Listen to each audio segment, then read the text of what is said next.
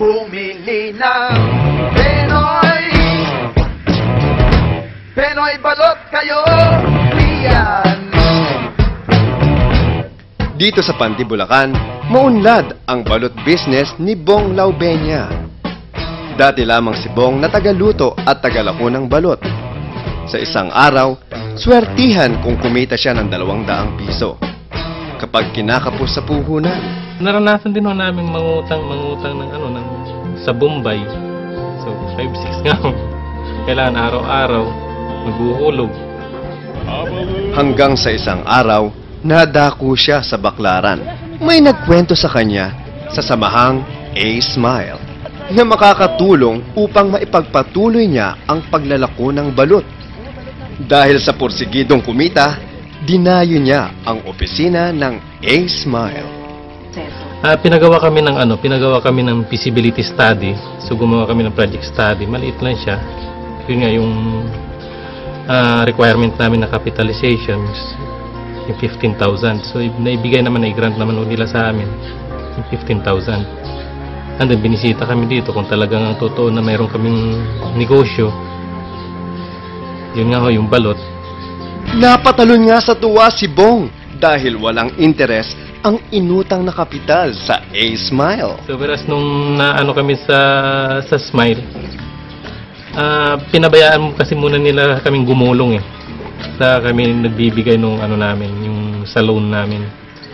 So almost siguro maabot siguro mga 6 months or 8 months wala kaming binabayad sa kanila.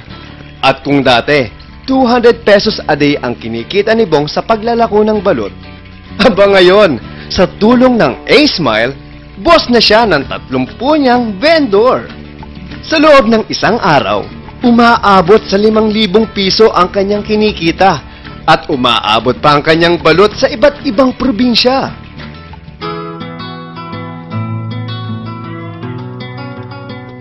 Sa Batangas, malaki ang inasenso sa buhay ng pamilyang Manalo.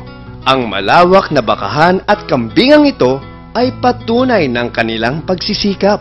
Hindi makakalimutan ni Aling Silvia ang kanilang pinagmulan. Noon po ay kalimitan, 2 beses na lang po kami kumain dahil po sa kahirapan ng buhay. Sinubukan niyang magnegosyo sa pamamagitan ng pagtatanim ng gulay. Pero may balakid naman. Nung nangungutang kami, may interest naman po. Kahirap naman po, kailangan pumayag kami para mabayadan namin yung interest. Mabilisan din po. At nang minsang dumalaw sa isang kaibigan, Nakita ko po na medyo mahirap ang kanyang buhay. Tapos minsan po nagpangita kami, nagkakwentuhan po kami na yung po kanyang buhay medyo ayos na. Sabi niya po sa akin, nanghiram daw po siya sa Smile. Ngayon po inalok niya po ako at narahuyo po ako na manghiram din po. At ito po, nanghiram po kami ng kaibigan.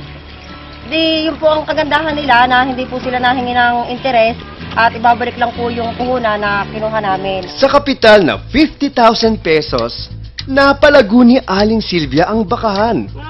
At sa kapital na 30,000 pesos, naparami ng kanyang pamilya ang kambingan. Lahat ito mula sa bukas palad na pagtulong ng A-Smile. Na talagang napakagaling po talaga ng Smile dahil po sa bukod sa wala pong interest talaga pong tinulungan nila kami na guminhawa po ang aming buhay ngayon kaysa noon dati. Dahil po noong una, kahirapan nga po, hindi po kami, ang aking pong mga anak hirap na hirap po sa mga financial, sa mga gastusin sa eskwela. Ngayon po, palibasa po may mga ganito ng hayop, di iba-iba po ang aming buhay na binagagastos po.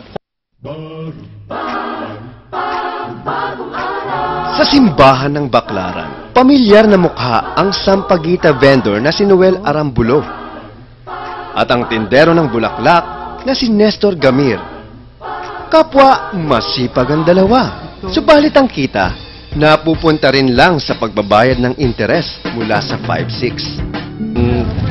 Medyo mahirap pong mangutang po sa 5-6 kasi po bukod po sa napakataas na po ng tubo, obligado pa po na yung financial po ang ibabayad mo po sa kanila. So kahit yung puhunan na sa Bulaklak, halos sa 5-6. Kasi wala naman no ibang tatakbuhan kami. Kasi yung itutubo sa pera, isang kabawasan ho yung para sa kita namin, para sa pampamilya. Pauna sa utang, minalas pa ang tinderong si Nestor ng masunugan taong 2003. Bukod sa nilamon ng apoy ang kanilang tahanan, pati negosyong bulaklak ay nadamay.